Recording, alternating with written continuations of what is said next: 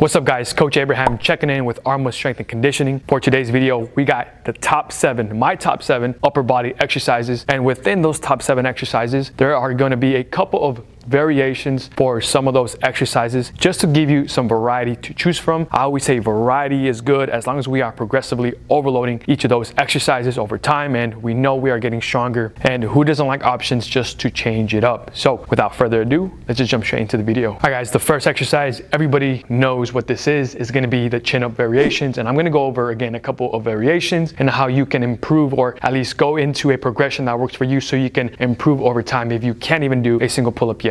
Let's get into it. So like I'm saying, I know that there are chin-ups and pull-ups. We're going to start off with the chin-up because that's going to be easier. If you can do pull-ups, go ahead and do the pull-ups. To start off guys, and progression number 1, or our starting point is going to be simple. We're here, go all the way down. I'm shaking a little bit. Go all the way up and extend your arms all the way down. All right, if you're a little bit taller, just make sure that you are bending those knees so you can get that full range of motion. That's one of the biggest things that you need to do. You got to make sure that you are extending that arm all the way to get that full range of motion and that full benefit from this exercise, okay? Hey, this is tough. This is how you can progress up into it. So one of my favorite ways is doing just the eccentrics, which means just focusing on the negatives. We start from the top. So we're just going to start from here. We go 1, 2, 3, 4, full extension, put my feet down, and I'm gonna get back up here. And again, 1, 2, 3, 4. All right, that's gonna be your method to eventually progress onto the chin-ups. Guys, another way, so let's just say that you did the chin-up eccentrics for about a month or 2, and now you wanna add some variety, and you still can't do a full chin-up without some assistance. We're gonna actually add some assistance now. We're gonna go over here, and this is gonna be the next best thing, so we're able to get a full range of motion going all the way down and up. Go all the way up and control still on the way down. A common mistake I see is when athletes get up here, they just kind of give up on the way down, right? And we got to make sure that if you want to eventually get to your first chin up, you got to control that negative. And team, eventually, once you get good at the chin up, we want to add load. And I get 2 bands. I'm going to show you guys how I do this. So I have one long band around my waist. I have that dumbbell. I'm going to just put that dumbbell right there. I'm going to put the other band on top of this one. And this dumbbell is gonna hang. Shout out to my boy Mateo who taught me this method before I was placing this around my feet. So guys, once we're able to get 4 chin-ups, all right? So I could just start from the bottom and I start repping it out. Repping it out.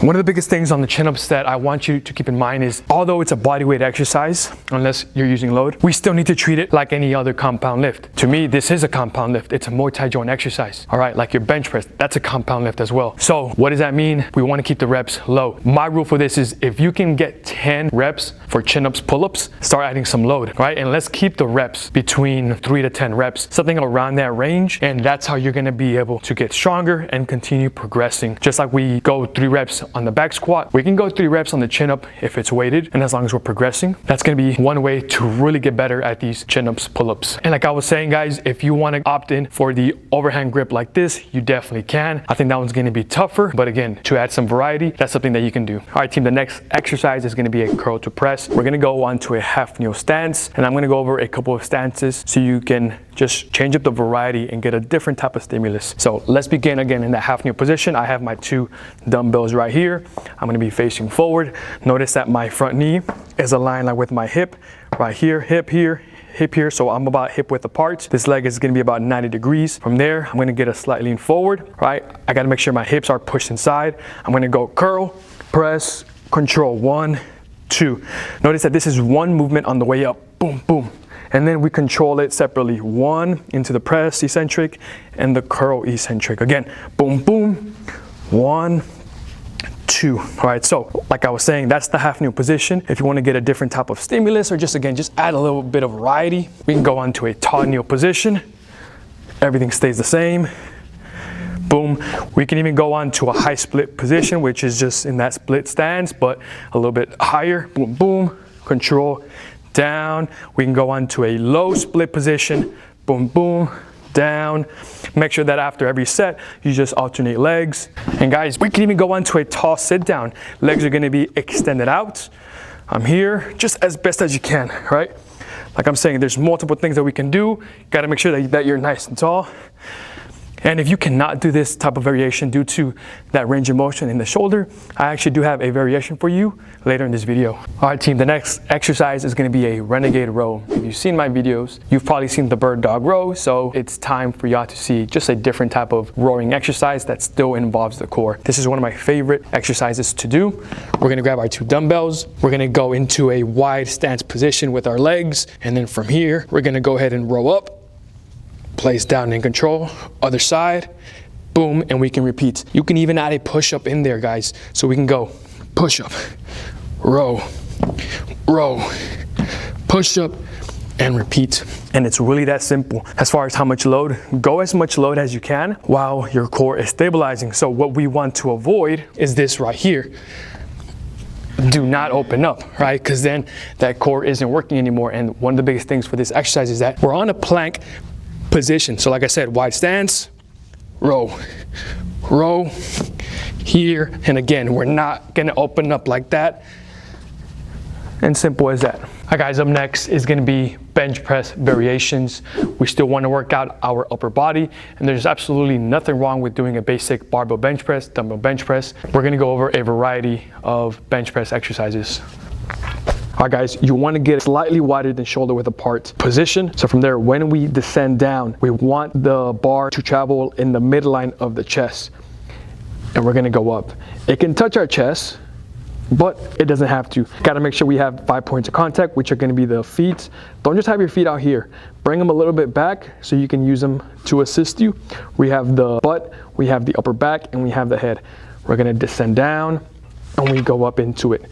Gonna descend down, midline of the chest, and we're gonna go up into it. The next variation, we're gonna be using dumbbells. This is also gonna be good in case you're experiencing some sort of shoulder pain in the barbell bench press. Same 5 points of contact. I like to keep my dumbbells right in the middle, a little bit diagonal, and the tips of these dumbbells are gonna go to the midline of my chest, just like this, and up. One mistake I see is that athletes begin to kind of flex their elbows and the dumbbells start going towards their face.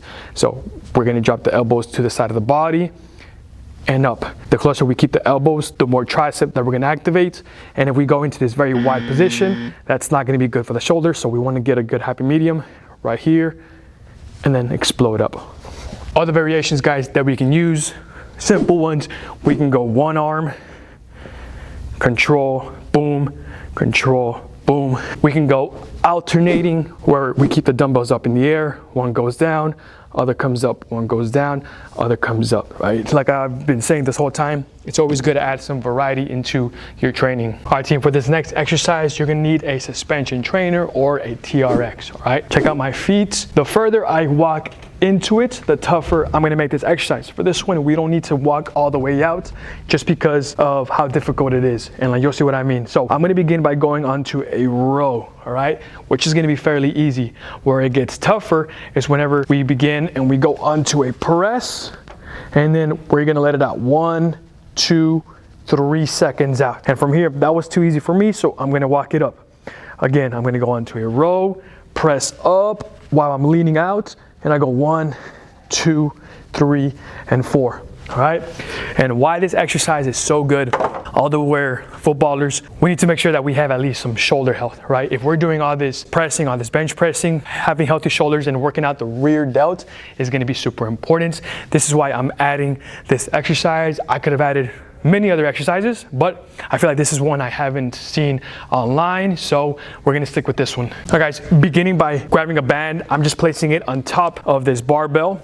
I have a load in there and I'm gonna step on that band. I'm pressing with my right arm, so I'm gonna be pressing my foot with the right foot. From here, I have a nice little staggered stance position. I'm gonna get a little bit of momentum, a small little dip, pop, and then explode. Control on the way down. Dip, pop, right? We're just doing the smallest of dips. Boom, right? And hey, again, this is a just different exercise, a little bit more explosive. Let's make sure we're moving that weight nice and fast. All right, team, and the final exercise, a very simple exercise, is gonna be the push-up. I'm gonna show you the conventional way and then how to progress into it, all right? So let's just begin by wrapping these bad boys out. So very simple, we're gonna go all the way down, elbows are gonna hit at least parallel and back up. All right, so right? Once we're able to do that, we can progress. But before I go onto the progression, there's gonna be more people that probably can't do this, right? So the way that we progress into that, we can go onto our knees and we can rep them out like that, right? That's one method.